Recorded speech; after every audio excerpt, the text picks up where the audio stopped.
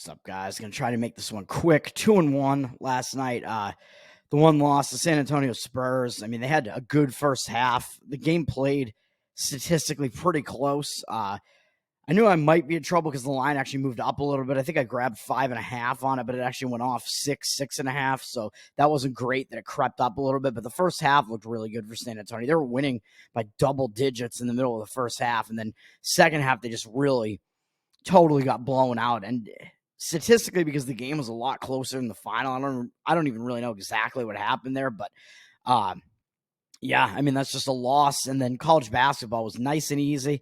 Xavier, nice double-digit win, I believe, over St. John's. One thing I forgot to mention is St. John's was without Rick Pitino again for the second straight game. He's missed a bunch of games this year. I mean, he's an old, husk, a decrepit husk at this point. He looks like a shambling corpse out there, so I don't know if him being out is really that much of a problem for St. John's, but like I said, he's missed a few games this year, I think just due to probably his age and his health isn't very good, but he missed last night's game. I don't think it mattered. Either way, I liked the spot for Xavier.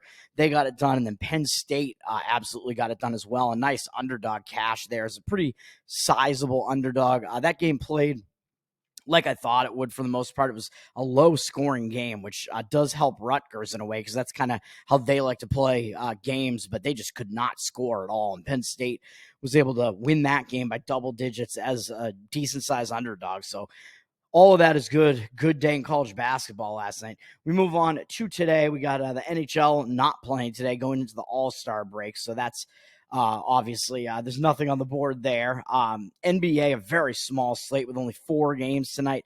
I'm not playing any of these. 76ers Jazz, I guess, is somewhat interesting, where the Jazz are up from 4 to 6. They got 87% of the tickets and 97% of the cash on them. The Jazz are returning home from a long road trip, so it's not the best spot for the Jazz, although with the 76ers coming in, you got to think they might still be focused.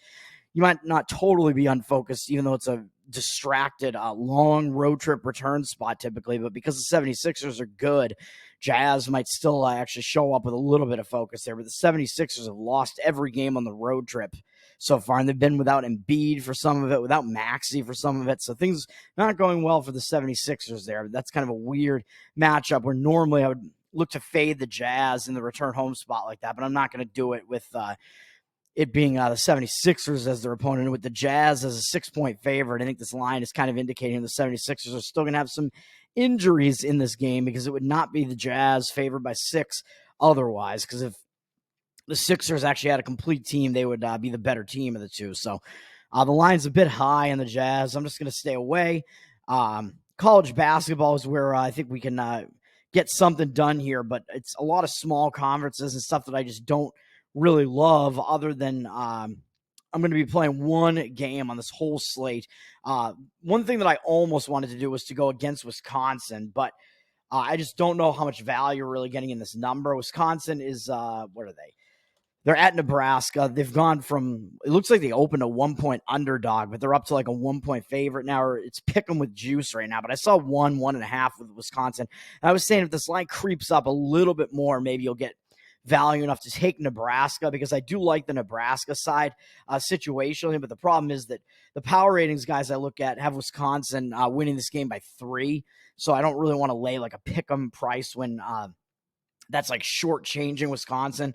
From the power ratings perspective, Wisconsin ranked 6th in the country, which I think they're actually probably a top 10 team. I think the 6 might be overrating them a little bit, but they're a good team this year, man. They've come from out of nowhere after some really rough years, and they're definitely a very strong team this year. Like I said, I think I probably have them around the 9th best team in the country, so 6 isn't really overrating them that much. And the Vegas odds makers, like I said, I think are still actually shortchanging them with the line a little bit, as tends to happen with Wisconsin. They tend to be a little bit undervalued. Even when they're ranked 6th in the country, it seems like they're not totally getting enough respect, maybe.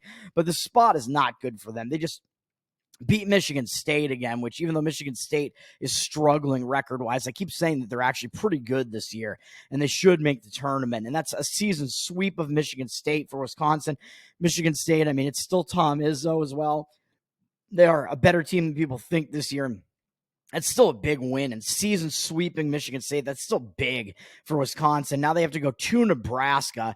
Wisconsin hasn't done quite as well on the road this season, except for the game against Michigan State, where they won against Michigan State on the road. But their road games this year, a loss at Providence, a pretty bad loss at Arizona, but Arizona's really good. And I think that was back when Providence still had Hopkins maybe, and then they lost at Penn State. Oh, before that, they won at Ohio State, but Ohio State hasn't been that good this year. And then they barely beat Minnesota in their last road game. So Wisconsin hasn't been as good on the road as they have been at home, which is to be expected. But now they go to Nebraska, who they already beat at home by 16 points. So it's a little bit of an in-season revenge spot potentially for Nebraska as well. And Wisconsin has Purdue up on Sunday, I believe, not Saturday, but Sunday. They're playing Purdue in 3 days. So it's a look ahead for Wisconsin too, because that's a huge matchup at this point, man. Wisconsin, Purdue, that could determine like who the team in the driver's seat in the Big Ten is. That's a huge game. So Wisconsin could overlook Nebraska here, man. So I like the Nebraska side. I think it's basically a sandwich spot for Wisconsin. It's a little bit of a revenge spot for Nebraska as well. Nebraska just lost badly at Maryland, which looks really ugly. So they're in a bounce back spot, coming off a really ugly loss on the road, coming back home. So everything about the situation makes me want to play Nebraska here. It's just that the number I don't think is quite there for it. Like I said, power ratings make this 3. So if the line maybe creeps up into the 2.5 range, you might start looking at maybe we should actually play Nebraska here. But where the line sits now is basically just to pick the winner. I think it's a little bit dicey, even though I still like Nebraska here. So I'm not going to quite get there with it. The play I'm actually on out of this whole slate, I'm going to fade Appalachian State. I'm going to the Sun Belt here. Appalachian State, they're up from 5 to 6 as a road favorite, but I hate the spot that Appalachian State is in, man. They're at Georgia State. They've been a pretty good road team this year, so I'm a little bit concerned about that. But even so, like I think they've only had 1 loss. Oh, no, they've had 3 losses on the road, actually. Their first 2 games that they played early in the season on the road were bad against Northern Illinois and Oregon State, who, even though they're a Pac-12 team, they beat Arizona. They're not really that good. On the road, Appalachian State beat Queens, beat South Alabama. Not impressive there, really. Beat Coastal Carolina, who's really bad. Lost to Troy, who's a pretty good team, only by 4, so that's pretty good. And then won at James Madison, which was their biggest win of the year. App State, pretty impressive win there. But what did they just do in their last game? They just beat James Madison again. And I have James Madison power rated the best team in the Sun Belt. But now Appalachian State is in the driver's seat in the Sun Belt, man. They're still sitting at the top team in the Sun Belt. James Madison has 3 losses on the season, and they're all in the conference. And there are 2 other teams between App State and James Madison now in the conference standings, with Troy and Louisiana in between the 2. So huge win for App State, man. They just got the season sweep over James Madison. Like I said, I have James Madison power rated as the best team in the Sun Belt, and App State the second best team in the Sun Belt. But that's a big win to get into the driver's seat. Now they have to go back out on the road. They are on a 6-game win streak off of a big win. Now they're going back out on the road to Georgia State. And Georgia State's a team that App State just beat a few games ago at home, although it was somewhat of a close game. App State was winning for most of that game. They had a big lead in the second half, and they actually maybe took their foot off the gas a little bit and let Georgia State get back into the game, and it got really close to within 1 point maybe. But App State was able to put them away and wind up winning by 8. I think it's a letdown spot here for App State, man. You get the season sweep over James Madison, who's like your main threat really to be ahead of you in the conference to win the regular season Sun Belt title here. That's a huge win for App State, getting both wins against James Madison. Now they go out on the road to face a Georgia State team that, even though Georgia State was pretty competitive in the matchup at App State, that was still a win for App State, so they still beat this Georgia State team.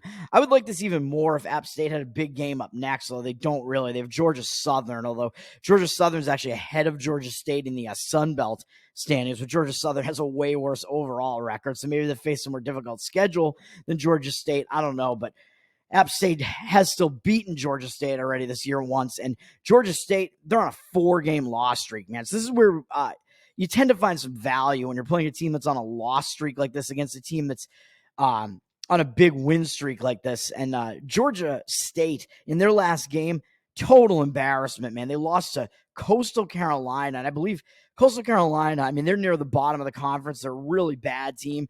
Coastal Carolina lost by like 30 points, basically, both times to App State, nearly losing by 30 in both games. So App State completely blew them out both times they played them. People might look at that and say, well, wait a minute. Yeah, App State absolutely annihilated Coastal Carolina twice. Coastal Carolina just beat Georgia State. So how is Georgia State going to be able to do anything against App State? And of course, we know App State is the better team, but that's some like a syllogistic way of thinking, man, which is not the way that I like to think about things, obviously.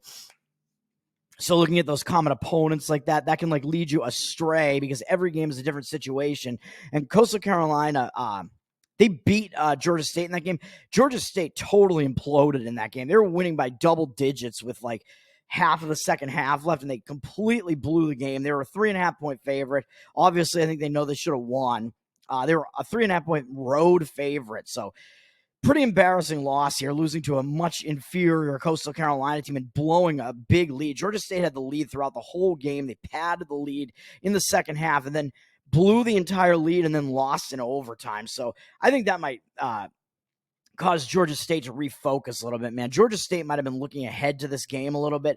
So that might have been why they slipped up in the second half there. They might have felt that the game was like in hand and then started looking ahead to this much bigger game against a much better opponent in App State. So Georgia State might have just lapsed in focus there, thinking that they had that game won, and that's always a mistake against a team that's still gunning for you, and Coastal Carolina was. So all of this puts me on Georgia State, man. I'm taking Georgia State +6 here. The power ratings guys make this number like right in line with around the 6 from what I can see, maybe even slightly lower than that. So I like it. I like the number. Excuse me. I like the number well enough, and I like the situation going against App State, and I think it's a bounce back spot for Georgia State here. That game was also sandwiched in between Marshall and App State, so that was a sandwich spot for Georgia State because they played a pretty tough game on the road at Marshall. They had the lead in the second half, and then they wound up just letting it slip and blowing it. Marshall is one of the better teams in this conference, at least. Not a horrible Marshall team there. And then Georgia State going to Coastal Carolina. It was actually their 4th straight road game where they started the road trip losing at App State. So that was a tough game, man, for a lot of reasons. Coastal Carolina was their 4th straight road game. It was sandwiched between Marshall and App State, so not a good spot for Georgia State there. So they slipped up. They lost the game. That looked ugly, but now they have a chance to bounce back. They're finally back home, and they have the Sun Belt leading App State coming in off of probably their biggest win of the season, really. You might say that their biggest win of the season was, their biggest win of the season was probably beating Auburn, actually, App State, which I was on that game. That was a nice win for App State there.